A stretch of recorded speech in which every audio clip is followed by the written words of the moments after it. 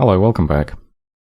A throne has been claimed, the Crystal Throne, by vampires, which is Abyssia, I believe. In the name of Wants Blood Moon to work in caves. Yeah, I guess there's a throne in the cave then, which is quite cool. Dormant Pretender Gods are awakening. So someone's dormant god woke up. And 2 events then. Dubros, we got a harsh law against vagrancy, so 25 resources permanently in this province. Not bad. But then in Brightwoods, oh man. I think this is one of the best events I've ever seen in a game. So the construction of a new ring wall to defend a major city is complete. Fortification gained, and province income plus 40. So, I mean, that would be a pretty good event anyway, but it's in Brightwoods, which is a province that was already quite good, and I was thinking of putting a fort here, so... yeah, free fort. And it is a castle, no less, so it has 1,000 wall integrity. It's actually better than our capital fort. Our capital fort is 1,000 wall with 30 admin and 75 rec point. This is 1,000 integrity with 45 admin and 100 rec points, so this is a better castle than our capital for free. Which is pretty good on most days, but in a good province, and especially now that forts are so expensive. Yeah, really amazing. And then the event also just gives you 40 additional province income on top, so nice thing to log into, you know. So we're doing pretty well. We're on 19 provinces currently. It would be 21 with these two. We have a free castle, which is nice. Steel ovens over here. Yeah, we're attacking 2 more provinces. We're doing pretty well, you know. Pretty good start to the game. So it'd be fun to see how I squander this start. I'll also mention as well, yeah, the scout did notice there is a connection here. I also realized as well, because it is a bunch of lizards, right? So they don't actually need the rivers to freeze. They can just swim across them, right? A lot of their units have the swimmer ability. And cross rivers on the main map, yeah. So, okay. It doesn't matter that they have heat then. So they could just go here, and maybe there is more land here. Although they still don't have this, it doesn't look like. I don't know. Maybe my scout just can't tell. No, I guess he should be able to. I don't know. I mean, comparatively, it doesn't look like it has had a very good start, does it? Anyway, I can't cross this river, so I'm going to try and scout more of this territory now instead. But yeah, good start. Good events this time. Going to attack 2 more provinces. I don't suspect we'll have any problems. If there's an upset, I'll watch the battle, but otherwise, I think you probably know how these provinces go, don't you? So, I doubt there's much more terrain to take, but we'll grab what we can. And the rest of the movements are just getting the infrastructure down. So since we now have this fort here, I need to get the lab and the temple in it. So the mage we just recruited is going to build a lab. One of these guys is going to head back and build a temple. I've started the palisades here, and the mage is going to put a lab down. We have a palisades here, and this mage is going to put a lab down. These guys are going to head here and take these 2 provinces. Shouldn't have any problems. And that's about it. I will also mention that the mage that we got is actually F4, which, you know, it's not super likely. So they start with F2. So there's a 20% chance of fire from this pick and this pick, so, you know, it's not super likely that you get F4, but we did. So that's kind of nice. It does mean that we could potentially get to F6 quite easily now. Which I can just show, can't I? Because I believe... Do I just click this? Or yeah. So level 5 gives us the fire boosting hat. Requires F4 to forge. So she can do that.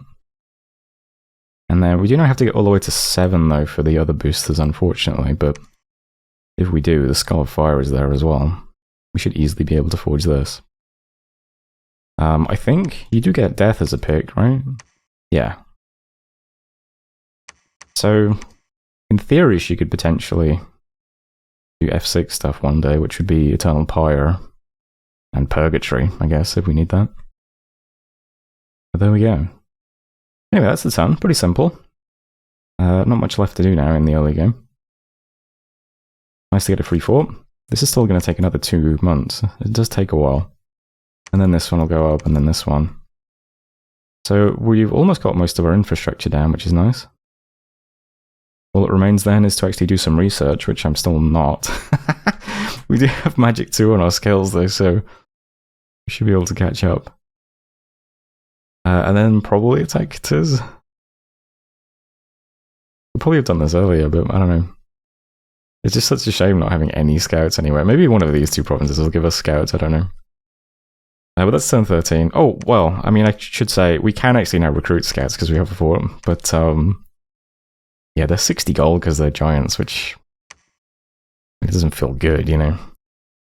But yeah, that was turn 13, so thanks for watching, and I'll see you next time. Hello, welcome back. Pretty interesting turn this turn in terms of, well, you know, lots of interesting battles. Let's see. First up, we have Assad. Bless up our dudes, hit some indies. So far, so good. I'm pleased to report that there are no losses during this engagement. So, although the heavy infantry held up pretty well though, huh? So far, so good. There's Assad. Next, we bump into Machaca. So Machaca has some lions, lion warriors. Interesting bless as well. Let's see, he blesses these guys. We have reinvigoration, although I think that's from, don't they have the earth throne? I think that's where that's from. We have affliction resistance 3, and then just 5 levels of heroism. So these guys have been building up some pretty big experience. 232 experience on this guy. Nice stats.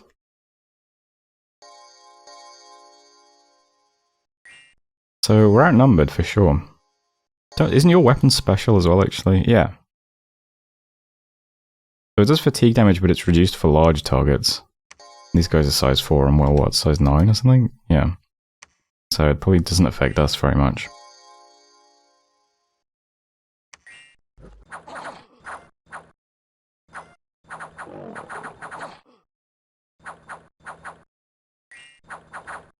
We're pretty evenly matched. Although this guy's gonna get surrounded quite badly, I think. Yeah.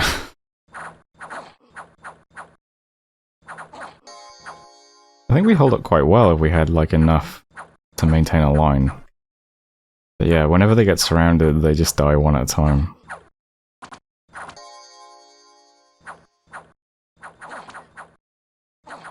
Yeah, that seems to be what happens. We kind of died down the line as we got surrounded.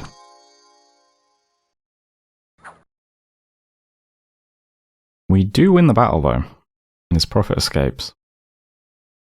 You look pretty injured. How are you doing? Limp. Also on 4 stars of experience. Pretty good. There's Assad. So I worked out the gold costs. It's pretty much equal. Like, this loss and this loss is about the same. In terms of time spent, I mean, this is just over 1 turn of recruitment for us. Probably a bit more than that for him, though. Best case scenario, it's 2 turns, I think, maybe. So, hard to say who, you know, took the worst of that. Probably him, very slightly. But not a big deal. But, you know, important thing is we kept the province. And then, you know, I did some diplomacy over it as well. And then we also saw a battle in Godwoods. Calum takes the province from some independents using this big elephant idol. This thing's cool. This bless is reconstruction and mountain survival. So yeah, he has 5% reconstruction. It's like regen for statues and things. So this battle isn't too interesting to watch. He just kind of walks over everything. Not really any problems there. And then we move into the province. So this is more of an interesting battle. He is fire resistant 15. He's also slash blunt and PS resistant with 23 protection. 5% regen. He cannot trample us though. Actually, he's size 10 and we're size 9. Maybe he can. I'm not sure. And we're over here. Quite a few giants. No profit or anything, though. So, if you're feeling lucky, you can place your bets now, down in the comments. Who do you think wins this? Elephant Idol or a bunch of giants?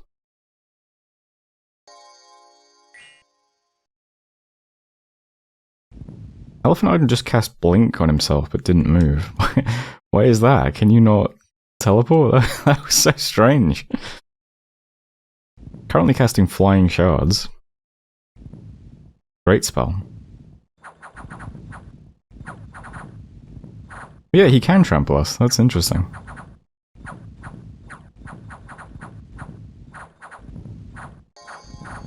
Tough battle. Yeah, we get him in the end, though. Yeah, turns out we beat an Elephant Idol, so that's good to know. Farewell to Kelem's God. Tough to say what he'll do now. I did speak to him a bit, and basically said, you know, we don't have to go to war, it's fine. Sorry about the bump, though. But hard to know if he's going to stick to that or not. Assad's a bit more interesting, because this is a great province. This is a 18,000 population province. This is very, very high income. But Machaka was adamant about having this province. Apparently it's quite close to his cat. I imagine his cat might be here, perhaps. And so, you know, there was some diplomacy, there was some back and forth. He did point out he has his colossal fetish here with 20 more sacreds. So I could probably fight him, but not at the moment. I'd need to move these guys and these guys over. Might take a few turns. So in the end, I agreed he can have this province, but he has to give me all of his fire gems and glamour gems. So is that a good trade? Probably not directly, but I mean, it also means we're going to stay peaceful with Machaka for a bit. Which is good, because we're probably just going to attack Katiz in a second anyway, so it'd be nice to just be able to ignore this border. Probably can ignore Kalem now, since we just killed their god, although it could be the opposite, and he just immediately wars us for killing his god. So, you know, we'll wait and see. Jury's out on that one. And I don't feel threatened by Veritas or Abyssir particularly. So, yeah, I think getting a bunch of gems for this province, and just leaving it, I think that's okay, just to be able to ignore Machaka for a bit. That's fine. Anyway, here's the province now. Here's the turn now. Godwoods is not as interesting. Actually, 12,000 population, that's actually pretty decent as well. There's just a lot of unrest here currently. Yeah. But we're going to start moving towards Katiz now, I think. That'll be the plan. There's some slight changes with the movements over here. This mage is just going to site search and slowly move towards Bodenwald. I'll have this mage come over and build the lab down here. That's fine. These guys are heading home. There's only 2 giants left now, I think. Yep. Well, there's some bodyguards as well, but...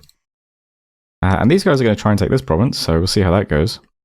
A couple of blowpipes and bloodhenge druids. I don't know, it could be bad. I'm still not sure how we stack up against bloodhenge druids. It'll either be trivial or we'll all die, I think. It's probably one of those two, right?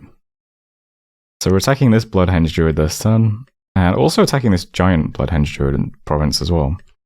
So 12 giants. I've got these ones pushed to the front. I'm not sure if it's better having them forwards or backwards. I think bloodhenge druids might just drop a bunch of imps on us. But I'm really not sure. We'll find out. So we'll attack those 2 provinces. There's then just this province to pick up, and once we get that, that's it for expansion. So buildings are still getting built as described previously. The next step will be just moving everything to Bodenwald. So getting the lab put up here pronto. New mage we just recruited is also just heading straight to Bodenwald. Basically any mage that is F2 is just going to go to Bodenwald. This mage is going to site search on the way there. And that's going to be the plan over the next few turns. We're still not doing any research, but we're going to try and get a bunch of evocation. Originally the plan would have been to get Sulverhaze. and then rush someone who's vulnerable to Silver Haze. Katiz is not as vulnerable to Silver Haze, so we've delayed a bit invading someone. And we'll go a bit further than that. We'll try to get to Evocation 3 for Fireball. Yeah, it should be here. So all of our F2s can cast that. And then we'll keep going all the way to 5 for Falling Fires. And I think there's one on the way as well, right? Oh, Firecloud. I guess we can use Firecloud as well on a lot of mages. That's fine. Oh, I guess some of our mages will be able to do Banefire darts too. That's something. Yeah, so we have lots of options. We'll just try to get to 5. We might detour slightly to Conjuration for Phoenix Power. This might be a good pickup too. It's only Conjuration 3. But yeah, currently we're doing 0 research though. It's hard to know exactly how fast our research is going to go. But we're about to start researching. Once this lab gets built, he's going to start researching. We can also start immediately recruiting Jade Sorks. This lab is also going down, and we get Palisades next month. And once mages arrive here, they can start researching. So our research should immediately start happening now. And we have Magic 2 skills, although not in this province yet. We need a temple here to get our Dominion here. But yeah, those will be the plans over the next few turns. Besides that, what have we got? This guy is just moving here to put a temple down. That's it. That's the only unmentioned move so far. And yeah, fortunately up. 1 month, 2 month, and 4 months. So that's how things stand. Expansion is done. So time for war. I wish I had more scouts though, that's the only problem. If we have an abundance of gold, I might just start recruiting our giant scouts. But yeah, we'll see how things shake out. We need to actually upgrade our forts next and then start getting units too. But we'll see. We do certainly have a lot of income at the moment. So maybe we can splash out on some scouts. Who knows? Anyway, that's it for turn 14. So thanks for watching, and I'll see you next time. Hello, welcome back. There's the gems that we managed to get from Machaka for that province. So 10 glamour, 14 fire. I mean, it's something. We also found a magic site in Waywoods with that Muspelheim. Thunder Oak. So it's another gem per turn. Battle in Assad then was Machaka taking the province. And 2 battles into pretty much the same thing. Bloodhenge Druids and Foul Spawn and stuff. So, odd province. So it looks like they make a communion, which is quite funny, or a Sabbath rather, since they're different things now in Dominion 6. But yeah, then they do begin dropping imps on us. So imps are a bit awkward because there's lots of them on a square, they're only size 2, and they are resistant to heat, so they don't care about our heat auras. Besides that, they're not generally very impressive. It's just a lot of chaff we have to get through.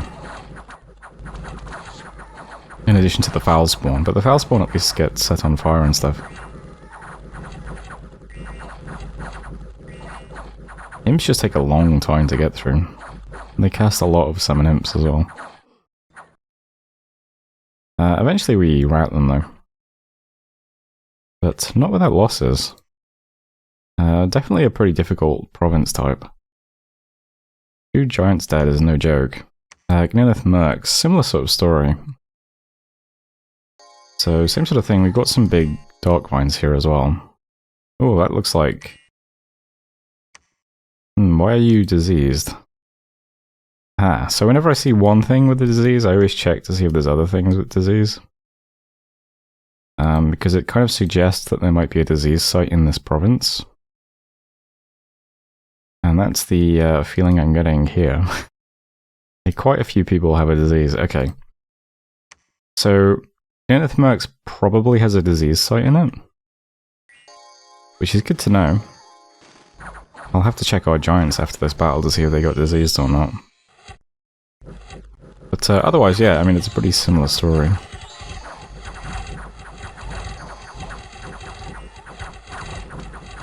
Taking a lot of poison damage. Is that from the blowpipes? Oh, yeah. Oh, it's fatigue damage, though.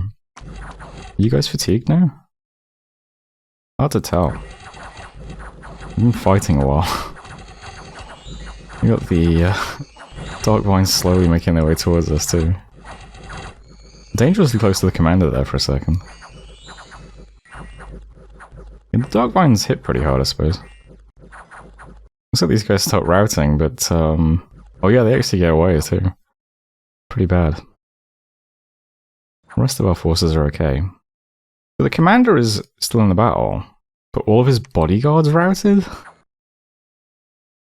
Not very good bodyguards, are they? But so yeah, there's Nilith Mercs, another 3 giants dead. Pretty rough. Let's see, do any of the units here have a disease? No. Okay, good. Unexpected event, we got 6 blood slaves in range of light. Palisades is finished in Durland, and new famous hero. So high-res bondings packs deeds is rewarded them with tough skin, so increased protection. Not a bad one.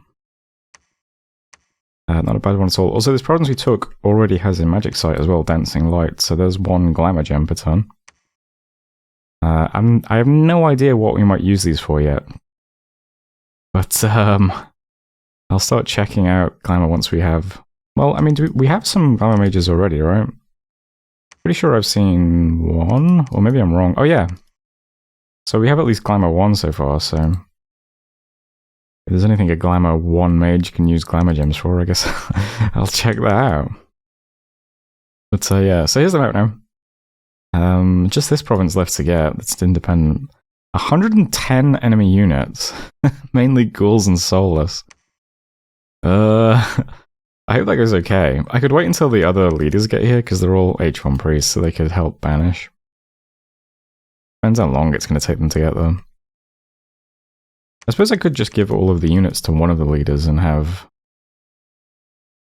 Yeah, because only my prophet really needs to go over to Bodden Weald, I guess.